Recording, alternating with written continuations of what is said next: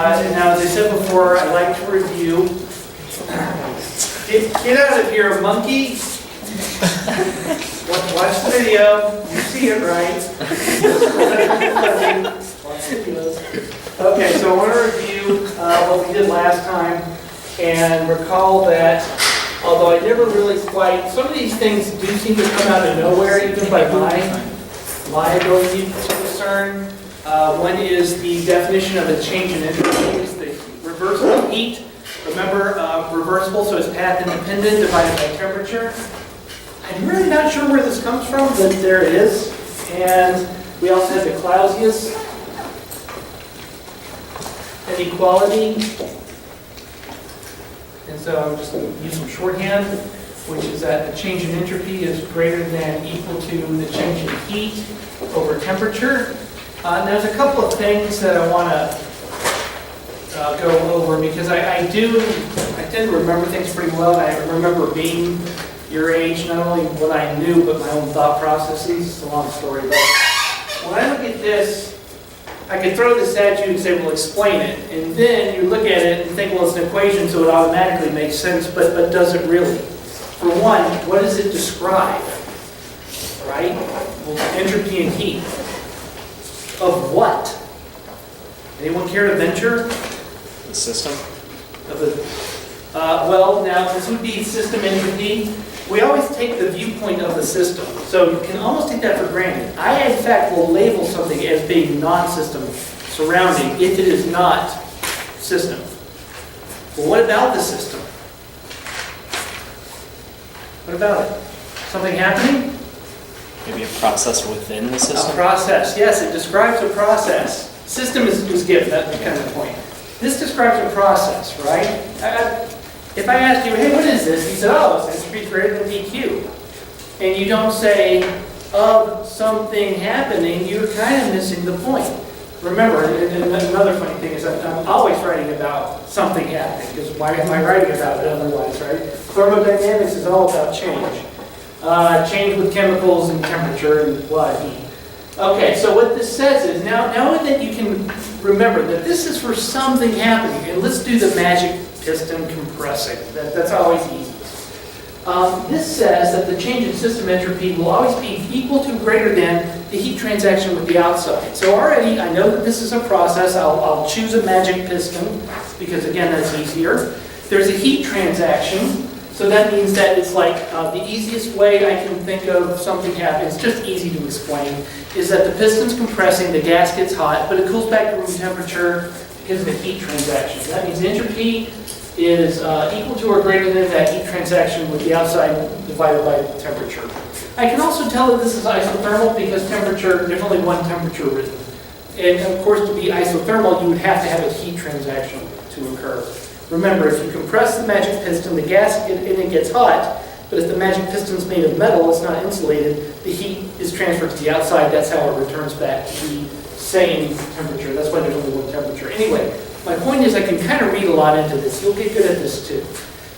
Now, the way I mentioned that this is provable graphically by noting that I spent a long time showing you how reversible work is the most negative, reversible heat's the most positive. Remember, I was saying that it's kind of easy to understand reversible work versus irreversible work, and again, I did it by graphs. Reversible heat versus irreversible heat is actually a little bit harder. And what I mentioned was reversible heating is when it's just done very efficiently. The candle under a Coke can, like you're doing in freshman chemistry lab, is irreversible because not all the heat is transferred to the Coke can. A lot of it's lost. And it's gone forever, irreversible. It makes sense. If you have, like in my textbook, heating mantle and everything's wrapped in glass wool out the wazoo, and I literally do that, the picture's from my lab, that would be reversible. All right, so that's when the equality sign kicks in, when this heat is done reversibly. So anyway, so why? I went way too long about that. I also mentioned how we can bring over the Q over T, field variance equals 0, and at constant volume, then heat, should take advantage of the board, can be represented by a change in U. Tell you what, let me, you know, I'm kind of screwing up. Let me do that at constant P, in which case this is enthalpy. Remember, the heat is U at constant V. Heat is enthalpy at constant P. We covered that a little bit last time. Okay. Then I'm going to multiply by minus temperature. And therefore, I've got BH minus TDS. Now the greater than sign has to switch. Less than sign, less than equal to 0. And then I make another stipulation. At constant system entropy, pH is less than equal to 0. I should have units on there, joules. Now I'm still reviewing last time. I started with this guy here, which I mentioned I could prove graphically. Then I rearrange it, and I forgot to mention it because I'm a little off today. I broke a leg. Yeah, this is another way to look at this is change in system, change in surroundings. So recall that in the case of the magic piston compressing, there is a certain change in system entropy. I don't know what it is. Let's just say that I can figure it out. But so I have it somehow. How is the outside changed? Well, the only meaningful interaction the only change to the outside is the heat transaction. Technically, I suppose the volume of the outside, and that is the entire universe, technically increased, right? Now, if I got a piston that's 2 liters and it compresses to 1 liter, its system entropy changes whatever, we can figure it out. The volume of the outside technically increased by the same 1 liter. But I don't know that that means much compared to the initial volume of the universe being infinite, pretty much. So, but I do know the heat transaction, that's actually that's something a little bit more sizable. So this ends up being change in system plus change in surrounding. So this is the total change in entropy. So we go from the Clausius inequality to the second law of thermodynamics, where this is essentially system plus surrounding greater than 0. That is the second law. Things happen because the total entropy stays the same or increases. Stays the same as equilibrium, which is kind of boring, so we don't really talk about that too much. When total entropy increases, that is irreversible, that is spontaneous, that happens. That's why the sun rises this morning. That's why Trump will be impeaching it. Anyway, I actually have to edit that, but anyway. And I see here now another thing I'm valuing about is nothing changed. When I got to this point here, I am still calculating the total change in entropy. I just made some stipulations, but this statement here, that delta H is less than 0, less or equal to 0, forget the equal, that's always equilibrium, which is boring. This is still the second law. This is still saying that total entropy increases. I've whittled it down because of stipulations at constant P and constant S, system entropy, but this is still the change in total entropy, just under certain conditions. So this is still saying a yardstick for measuring whether something's spontaneous, whether the sun rises or not. If the sun is a constant entropy, constant pressure thing, it is constant pressure, but fortunately it's not constant entropy, but if it was, if delta H is negative, then the sun rises. Unfortunately, the sun is not a constant entropy thing, which is what I'm trying to get to here today. I mentioned I would get to the fact that you were taught in high school in freshman chemistry, you're always taught that delta G has to be negative, right? Delta G has to be negative and then something spontaneous. And in grad school, senior level, when I teach senior level, I cover this, you learn the second law. The definition of spontaneous is not delta G is negative, its total entropy is positive. Now, the point is that those can be the same thing under certain conditions. Okay, so again, let's go back to why were you told that delta G has to be negative? Let's do a delta G. Remember that G is a Legendre transform of U to subtract away U's dependence on S and to Legendre transform U's dependence on V.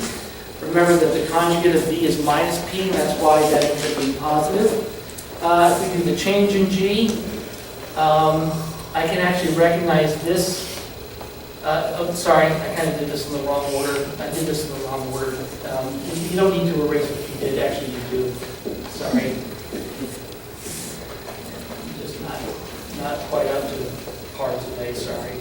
Anyway, recognizing that U plus PV is H, then I can write delta G is delta H minus TS minus delta TS. Sorry, when I'm doing my undergrad class, I never try to start something and erase it. Anyway, when you're TAing, I would suggest not plan ahead so you're not like erasing over your own work. It's very annoying when you're trying to keep up with notes. Okay, so anyway, okay, I got this far. That's wonderful. Now remember the product rule of calc delta H minus TDS minus SDT. Okay, so what? All right, well, let me go back. Here. Okay. Now I'm going to start over this Clausius inequality. At constant P, I'm writing the Clausius inequality again. Okay, then I'm going to still multiply by minus T, and I got DH minus TDS. And that's still got to be greater than or equal to 0.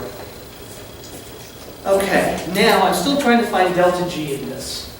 Because I'm trying to figure out why did I tell you that delta G has to be negative to be spontaneous when its total entropy has to increase, not delta G be negative, delta S be positive, delta S total. Okay, so I'm trying to find delta G, that's my purpose. Okay, I see delta G right here. And you see, I'm almost seeing delta G here. I'm almost seeing it. Delta H minus T delta S. And if I just had a minus S delta T, then I got delta G. See, there's this clever trick to this. Watch this. So I just subtracted SDT, so I'm going to add it back in. So I just added 0. Still greater than or equal to 0. Okay. Clausius inequality. H is in there because it's heat at constant pressure. I've not done any trickery except to add 0. But notice that I've now got G plus SDT is greater than or equal to 0. No, I forgot. I multiplied by minus T, didn't I? Sorry, God, I'm just not doing too well. I gotta do this very. Don't screw up so badly most of the time. I broke my leg. It's the monkey's fault. Anyway, I'll have to remind my peer when I say that. I'll remember that. Anyway, so you gotta watch the video. There's monkeys in the video. Okay, so notice that I'm still working with the second law. This is still a stipulation about when the total entropy increases, system and surrounding increase. Notice I've only made one stipulation, constant P, so I'm allowed another one. Constant S. Now constant T, God, I really bumped it. Sorry, constant T, wipes that out, and then dG less than or equal to 0. Again, I'm forgetting units, really a mess today. Anyway, I don't want to put this on the internet now. Not probably so anyway. Okay, so again, I have not changed. I am still working with the Clausius inequality. I am just whittling it into a different form by making stipulations, but it is still the same thing. It is still the total entropy. The total entropy of the thing increases if delta G is negative, so long as temperature and pressure are constant. That is what that says.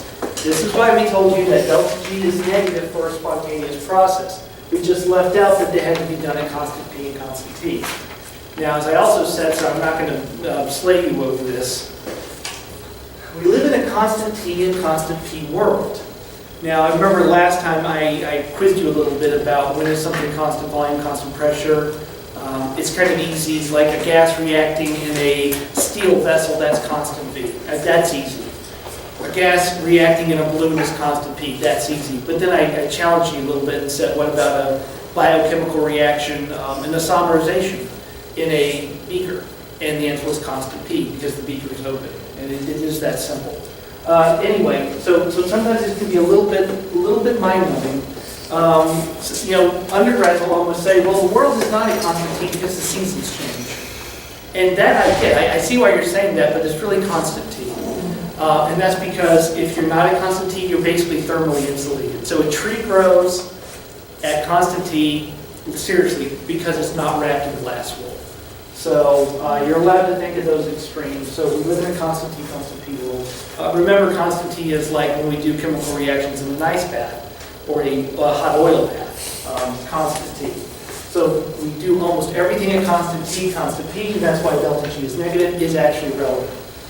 Anyway, yeah, so that's mostly what I wanted to say about that. Now, one of you, maybe I'm misremembering, but one of you noted, let's see, I was writing this down, G is dH minus TdS minus SdT. Okay, let me insert dH, that's that's VdP, minus TdS, plus TdS minus TdS. Again, I'm just flipping around like a fish. Let's see, got it right here. VdP minus SdT. And that makes G a function, remember natural variables, it has natural variables of P and T. And I've been yakking about how when the natural variables are held constant, that's when our energy functions turn into total entropy, with minus the energy functions because of the nuance of the derivation, the minus T part, anyway. Okay, now notice that at constant P and T, I said dG has to be negative. But can it? Here, let me make all this nice and perfect. If dt is 0, dp is 0, what's dg? 0. I will happen to be negative. So what the hell am I even talking about? Now, I've done all this derivation, sorry, I've done all this derivation to prove that dg is negative for something to be spontaneous, for something to happen, so long as the natural variables are constant, but that same statement also seems to make it automatically 0, which can't be negative. So what the hell? So what? Anyone have that way out? You're probably not going to know this. There's not some subtle little thing up here. Add another stipulation? No, there's no other stipulation. So you're probably not going to just create this knowledge, right? So this is kind of hard to know. Okay, so again, I'm doing the magic piston. But now this is where actual chemistry comes in here, right? We are supposed to be a chemistry class. Here's the plunger, here's the back end, and there is a device that pushes on the plunger. And so we've been compressing, expanding the gas and whatnot. But now let's do something more chemically. The gas is gas A. I don't know what it is. It's A gas. Just thought of that. What if it could turn into B gas? Oh, a chemical reaction. Chemical reactions have energetic consequences, of course they do. And the way to know what those are is to add chemical potential and change in concentration of A. And then if it turns into B, you would need to consider that change in chemical potential times its change in concentration. And I should again. I'm sorry, no, it's a keep writing something that comes to me, and I don't understand. Sorry. Anyway, I just want to make it very, very clear. You see, there's other things I can add to here. I like to stick with P's and V's and S and T's, but I could be talking about a string, in which case there's tension times length. If you're a surface area person, you work in Trinari's group, or also my group, then you need to multiply surface tension times surface area. That's also can go on here. If we're doing chemical reactions, then you've got chemical potential times the change in concentrations. Right, so tacking on the energetic consequences of a chemical reaction do not invalidate the derivation I did up here. So it is still true at constant temperature and constant pressure that a negative delta G means the thing is spontaneous. The way it becomes negative is by, I don't know, a chemical reaction. That's spontaneous. That means A is actually turning into B. So that's how we do it. And when I tack this on, this derivation is actually still fine. This is still true. So that's why these things can be negative, and that's why it's actually important for, God forbid, actual chemistry. So anyway, there you go. Is that kind of neat? Actually not far. I don't even know what I'm supposed to be talking about. Anyway, now I know what I'm supposed to be talking about. I just started with And that's why I make a lot of mistakes. I'm really going to follow my roads with Okay, now I actually wanted to tell you a little bit more about entropy. And there's a couple of neat things that I spot all the time in seminars. I see equations sometimes that describe, this is definitely going to be, where's the thing? This is definitely a thing that happens more in the physical seminars, especially the theoreticians. Juan Cheng had a speaker, I missed that talk just recently. His own talk was not too long ago. He's relatively recently hired. And anyway, so whenever we have theoreticians come talk, I notice some new, guess what, they're going to be showing some equations, and I spot things in those equations. And even though I may not be following necessarily what they're saying, in terms of like being able to follow every step of their derivation of equations, if that's what they're doing, let me just point out something. A couple of things I think are just kind of cool. And I'm going to be very specific, but of course I'm trying to make a general point, and that's about entropy. Okay, I'll go ahead and say what I see, which is, I don't know, this kind of neat. Okay, so again, as a theoretician, there's lots of equations, and I see natural logs. When I see an equation with a natural log, that's entropy. That is an entropic contribution. And I'll throw out another factoid. This isn't related to thermal. When I see Planck's constant, that's quantum mechanics. That's a quantum mechanical contribution. That means the effect that is being described as quantum mechanical. I see a natural log. It's an entropy effect. So, yeah, entropy. Entropy is the driving force for whatever being described in said equation, if said equation has a natural log every time. Let me show you how I know that. All right, so let me start with change in it. And this is the last bit of undergrad work that we're going to do. Okay, change in U is TDS, minus PdV, and then I'm doing a TDS minus SDT. And I remember that change in A is the one that's fully negative, minus PdV, minus SDT. Okay. Now what I'm trying to do is show you natural log and how entropy changes in entropy. Who cares about entropy? Changes in entropy. There's always a natural log. So I'm going to start showing you that more and more. Okay, anyway, this is changing me. Okay, last bit of undergrad thermo, because I can't really cover 2 months in 2 hours. I kind of am trying. There's a ton of stuff I've skipped over. This is the last thing I'll actually cover in undergrad thermo, which is that A, U, H, and G are energies, and so that makes them state functions. Only their end and beginning points matter. They are path independent. Now, it turns out that mathematicians were aware of some of this funkiness. As I mentioned, natural variables is a concept only applicable to thermodynamics. But math and thermo still do mix in some ways, enough that for path-independent changes in the form of a calculus partial has a rigorous mathematical definition, which Euler came up with. And so it's called Euler's test. Euler, right? Euler's test. Okay, now again, if A is a state function, all the energies in entropy, those are state functions. If A is a state function, it should pass Euler's test.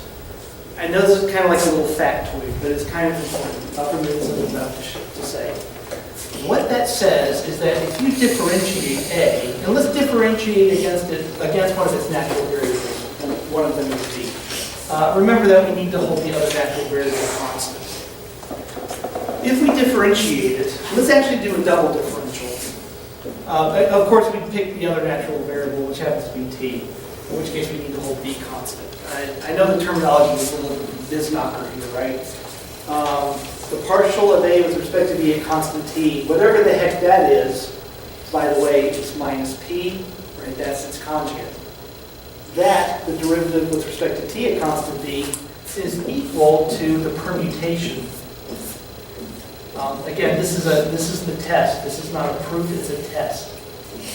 The question is, does this happen? If you have a partial, which represents the change in something, is that something a state variable? You plug it into Euler's test. If it passes, then that something is a state variable. I already happen to know what they are. They're the energy functions in entropy, because they pass this test. Now, I've already given away that dA dV at constant T is minus P. We covered this last time. Okay, dA dt at constant V has to be minus S. And then I'm left with a change in V at constant T. Okay.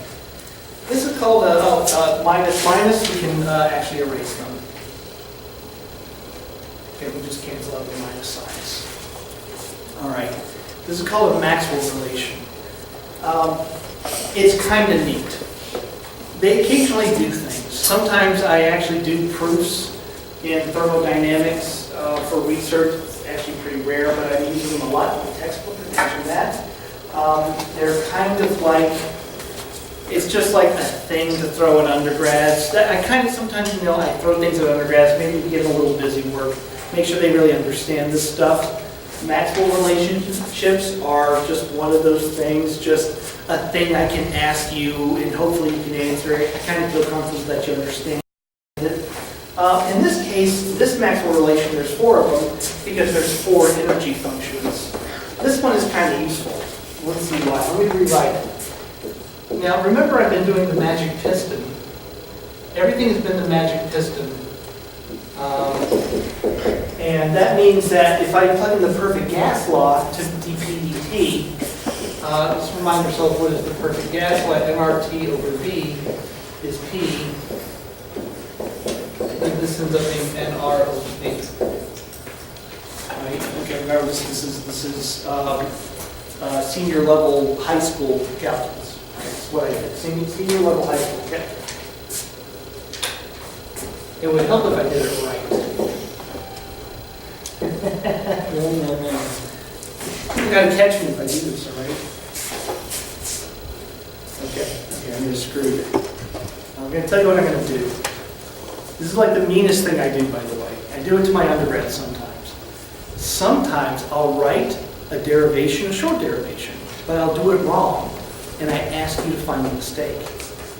You know why I do that? Because you really have to understand what you're looking at to find mistakes. Finding mistakes is the most valuable thing you could do. See, that's why when I said yes when she asked me out, I thought, you know what oh God, I'm sorry. That's completely inappropriate. I shouldn't have mentioned that anyway. Oh, come on, teacher. People suck. Anyway, so finding mistakes in equations and people, like her, are more valuable than necessarily knowing what to do. So, you notice what I did there. I was actually writing this again. I wrote dV at constant T in the course. I wasn't writing this down. And nRT over V, dt, I just wiped out the T. So again, senior high school calc right here. Okay, so what? Now partials can be juggled. Hopefully you also know this. I am allowed to bring over partials. See how I used it like it's ds dt. I used it like it was a over b, and I just brought over b to the other side. And then I can integrate them. That gives me delta s is nr, and hopefully you recognize the change in v over v is natural log. And of course I would have to have limits. df over di. Let me toss that up here so somebody struggles to see that. All the way, there we go. Oh God, what the, that's why I put it over there. Okay, so, ready? There we go. My leg is working on my arm. Okay, so, yeah, there you go. And I meant to write, there's an additional, okay, so delta S, NR, natural log df over di. That's the change in entropy of the magic piston. Now that's a constant temperature because I had to stipulate that temperature was constant to do this derivation. But now I can tell you without, I'm not going to do the derivation, we actually can do it the same way I just did. You can also show that if temperature is changing, again, it's not hard. I don't have all semester. Right? I'm trying to summarize an entire semester in a few hours. If temperature is also changing, then that's the proper expression for the change in entropy for temperature. And sometimes, you can change the magic piston's volume and allow the temperature change simultaneously. If you did that, this is the proper expression for change in entropy. The point I'm trying to make for doing such a bad job, natural log, natural freaking log. Natural log is always there. I have never seen an entropy equation that does not have a natural log. It has to be there. So when I see a natural log and an equation for law, it's entropy. I see Planck's constant, that's quantum mechanics. Natural log's entropy every time. It's just kind of neat. And it makes things more comfortable when I see them in a seminar, especially a theoretical seminar, which can be a little uncomfortable because sometimes it can be hard to follow. But I see little bits like that and I recognize them for what they are. I just feel a little better. And then I kind of can weather it a little bit better. Okay, where am I at?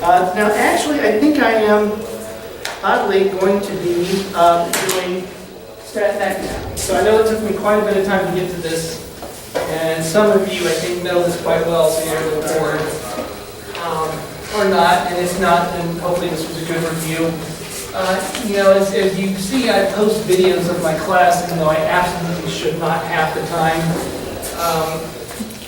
I do have my entire senior level thermodynamics class. I have the entire thing still online, so it's on my group website. It's under YouTube videos. If you feel like, if this was kind of hard and you want to just sit into the whole class again, is that a question? No, you just wait out. Anyway, if you really feel like you're way behind on your thermo, again, my entire undergrad class is online, so I just want to point that out. Okay, forget the undergrad stuff. I feel like I've covered enough undergrad stuff. Let's get into actual statistical mechanics.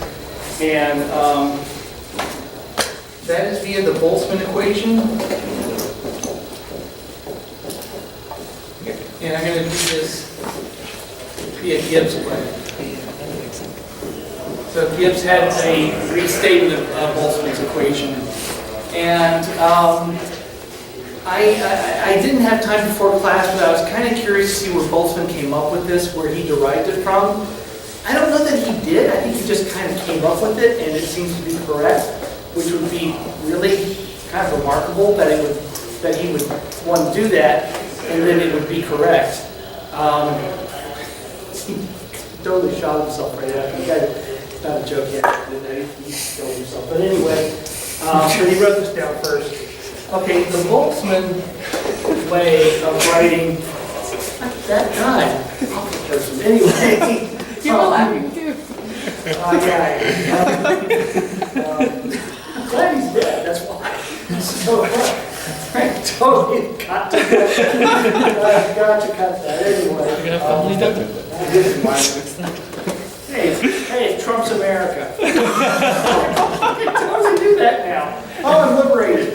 Finally, white male is liberated. No, I really got to shut up now. Okay, so entropy. Notice I'm not writing a change in entropy. I'm writing entropy. Anyway, there's some things about that are kind of neat that I don't really have time to go over because this has got to be an accelerated class. Okay. This is Gibbs' way of writing Boltzmann's formula. I'm going to show you how you derive Boltzmann's formula from Gibbs' way of writing Boltzmann's formula. And let's get used to some terminology. Anyway. Okay, now first, note that KB, just in case, hopefully you know that KB is, of course, the gas constant over Avogadro's number. 1.38 times, or is that Planck's? I don't know, 6 point, whatever. Anyway, it's a number.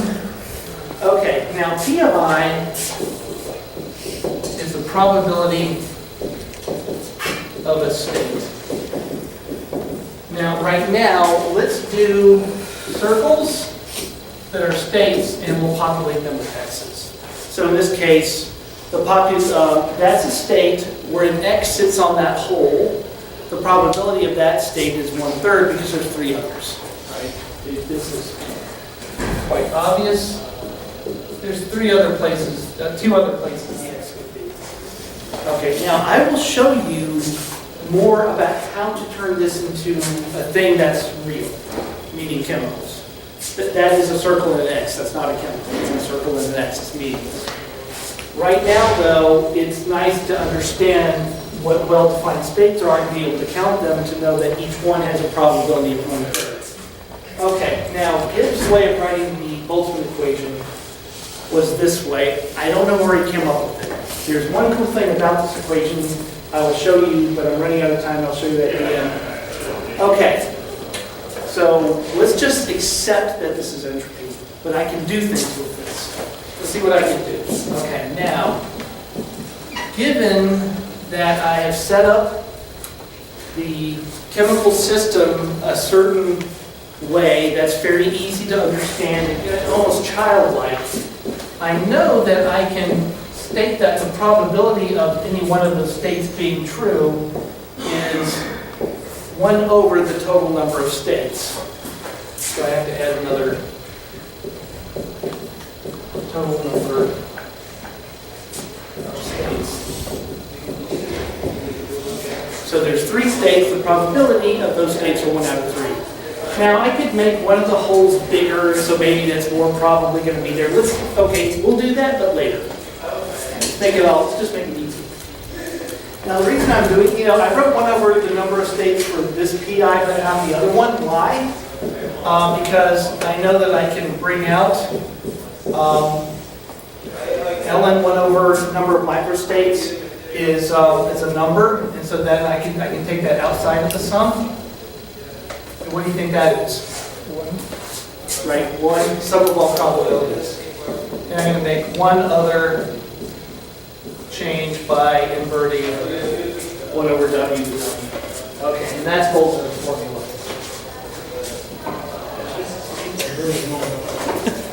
Okay. And actually, I'll just write it out. I don't like to. We usually just don't write positives, right? So anyway, so that's Boltzmann's formula. And again, I'm kind of speaking of my ass. Where am I actually at? Okay. All right, Boltzmann's formula for entropy. K ln number of microstates. Now, I think I will get to show you this. Let me make this a little bit more relevant. Let me explain what microstates are to something that's actually chemical.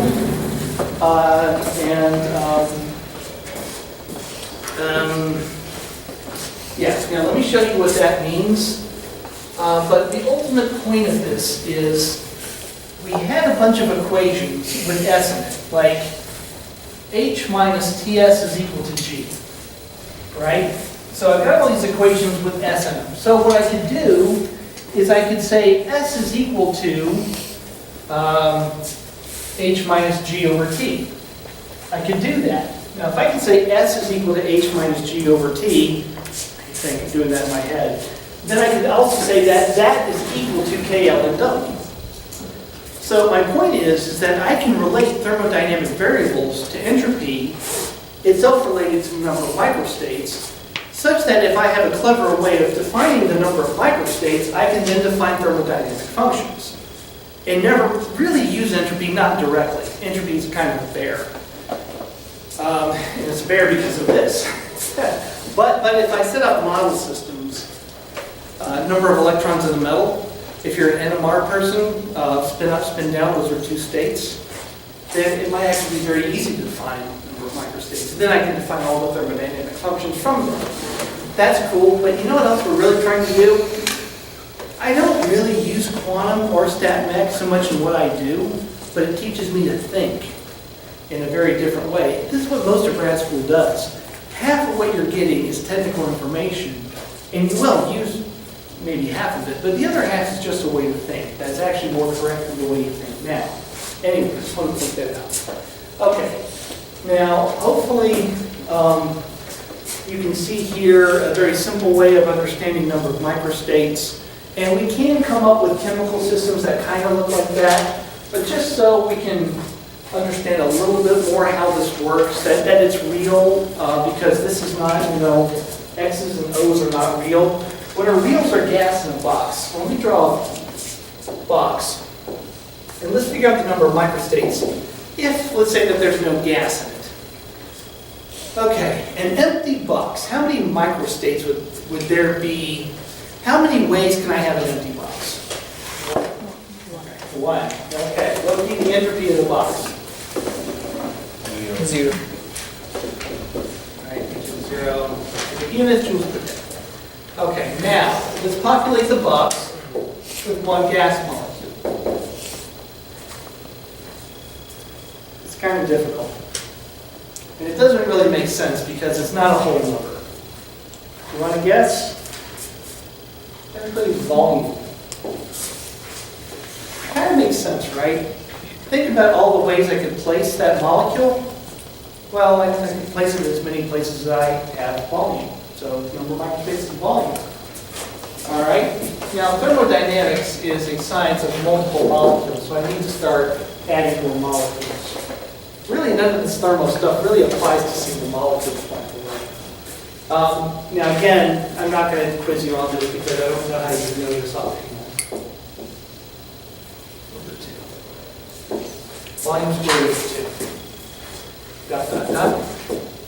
Reality is, number of microstates is b to the n over n factorial. So that's how this would work. Now, one reason that you end up, okay, let's go from here to here. One reason volume gets squared is because that's actually the probability nature of entropy kicking in. What are the odds of flipping heads twice? 25%. Why? Because that's 50% times 50% times 50%. Volume times volume. Why this? Because technically you can't tell the coins apart or the molecules apart. That means that if I count this and then that twice, no. Because I can't tell the molecules apart, they're really the same. I've overcounted. Divide by 2. There you go. And then factorial because you're working with probability. Okay, so this is the number of microstates for gas in the box. Okay, so therefore S is Kd ln dvn over n factorial. And that looks a lot different than what I just said a little bit ago. But actually a little bit ago, I deleted it. A little bit ago, I didn't write S, I wrote the change in S. And I wrote the change in S with the change in n at constant t. And that was, I think I did. I'm actually kind of, again, I'm really operating on memory too much. Yes, I did. And if you recall, that was nr over v. Remember, I brought dv over, and I got nr ln df over vi? Okay, now hold on. Let's see if this works. Let's see if this works. Okay. Change would be in kd ln dvn over n factorial. Sorry, my handwriting is suffering. Okay, kd is a constant, and I'm just going to remember a little bit of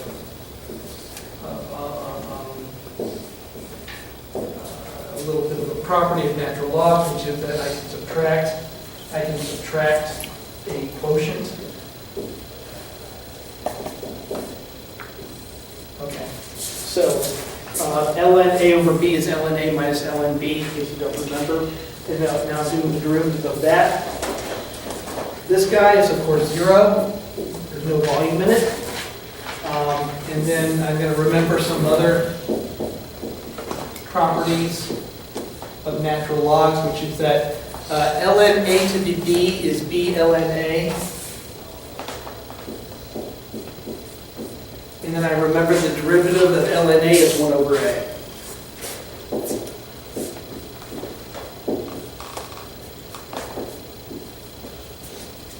Kd n over v. Remember, n is the number of molecules. Now remember that KB is gas constant R over Avogadro's number, and N